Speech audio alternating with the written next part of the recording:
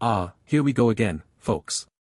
The specter of Donald Trump potentially returning to the White House is enough to ruffle feathers across many corners of the world, and Australia is no exception. But this time, the Australian government is not caught flat-footed, no sir. They're brushing up on their Trump speak, making careful alliances, and plotting navigation through the complex labyrinth of global politics. You might remember the chaos of 2016, right? That mad scramble when Australia had to turn to golfer Greg Norman just to get in contact with Trump, who just won what felt like a reality TV show of an election. Fast forward to today, and Australia is better prepared, according to former ambassador to the US, Arthur Sinodinos. But let's cut through the diplomatic fluff here. Better prepared for what, exactly? Another Trump presidency doesn't just mean political headaches, it potentially reopens a Pandora's box of economic and geopolitical instability. It's a high-stakes poker game with shifting alliances, trade uncertainty, and heightened tensions with China. And don't forget, if it's Trump 2.0, we're dealing with economic policies that reflect his America First approach, which will fuel more unpredictability for international markets. Oh, how we all missed those good old tariff wars, right? This incident speaks volumes to deeper, worrying trends for anyone invested in global economics and financial markets. The economic forces behind Trump's potential return, Australia's calculated preparations, and China's looming rise evoke tectonic shifts in dynamics that could steer global markets into dangerous waters, again. Buckle up, everyone, we've got a roller coaster ahead. What's one of the first things that springs to mind when we think of Trump? That's right, America First, the slogan that may as well have read, tariffs first, chaos first.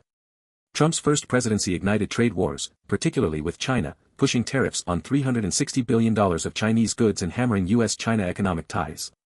If Trump returns to office, don't expect him to return to more moderate global trade policies, expect more teeth-gritting tariffs, erratic threats on social media, and breakdowns in multinational trade agreements.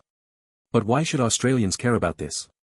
Simple, Australia has extensive trade dependencies on both the US and China.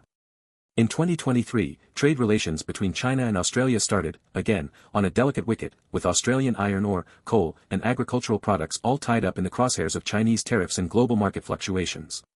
In fact, Australia's economy found some relief when certain trade curbs imposed by China relaxed. But, and here's the kicker, a Trump-led White House could reignite the smoldering trade wars through sanctions, tariffs, and more aggressive regional moves, forcing Australia back into the dreadful position of having to choose sides between its largest trading partner and its critical national security ally. Trade between China and Australia totaled roughly $250 billion Australian dollars in 2022, with China consuming nearly 40% of Australia's exports. This is no small sum, and any disruptions will ripple across every sector, from natural resources to tourism, where China is Australia's largest source of international arrivals. Meanwhile, tension between the US and China hasn't simmered in any palpable way, with new sanctions, export curb policies, and regulatory frictions flaring up in 2023 under Biden's administration. Don't think that a Trump return will dial down any of this tension, it will amplify it.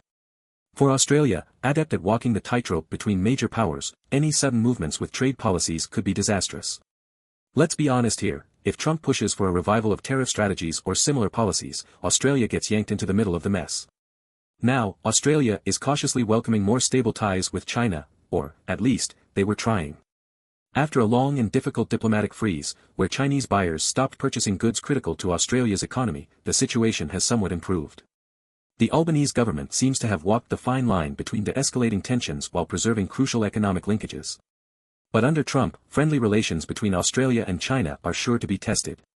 Australia faces an unsentimental reality, too cozy a relationship with the rising Chinese power alarms Washington, yet breaking ties with China too abruptly would trigger economic chaos back in Canberra.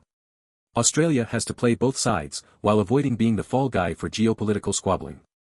Of course, Australia's Treasurer Jim Chalmers is clearly concerned. He's been chatting with Trump's economic advisor Scott Bessent about potential consequences in a second-term Trump administration.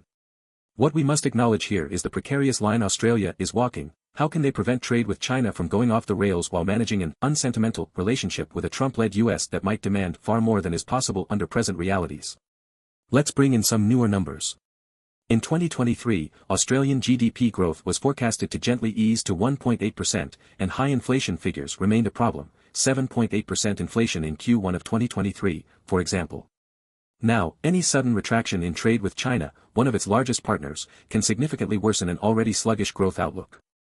Australian coal exports, cotton, wine, these were all hit during the earlier struggle. Just imagine the new waves of economic sanctions and trade restrictions that could leap from further friction between Washington and Beijing.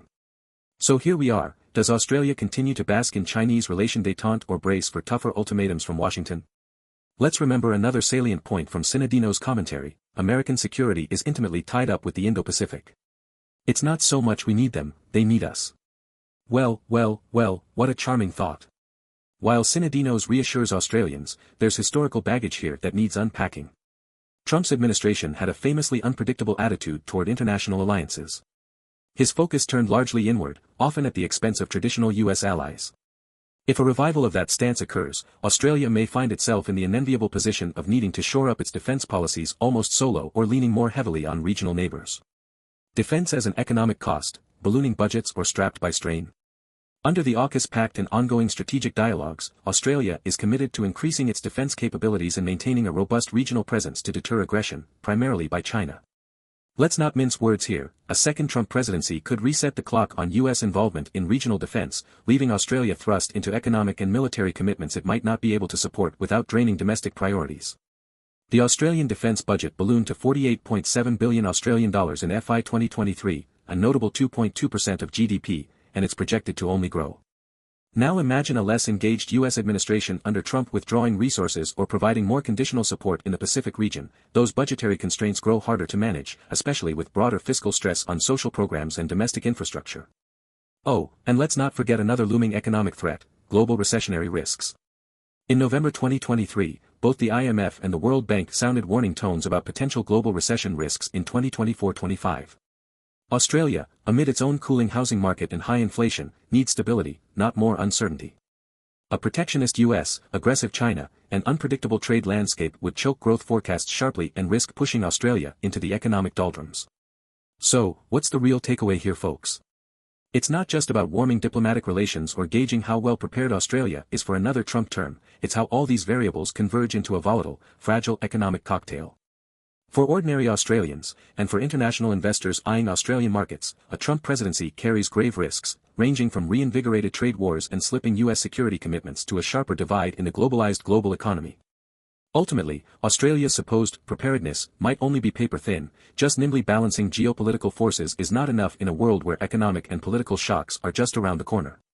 Competitive deglobalization, trade wars, rising protectionism, and strained multilateral arrangements should terrify every strategic player. The choice for Australia is clear: either diversify its economic and security alliances with urgency or risk deeper dependency on the whims of volatile global leaders. As we head into uncertain times, especially with the US election looming, it's not just Australia's diplomatic strategy that will be tested. It's our economic resilience, our social stability, and indeed, the entire regional order of the Indo-Pacific that faces a reckoning.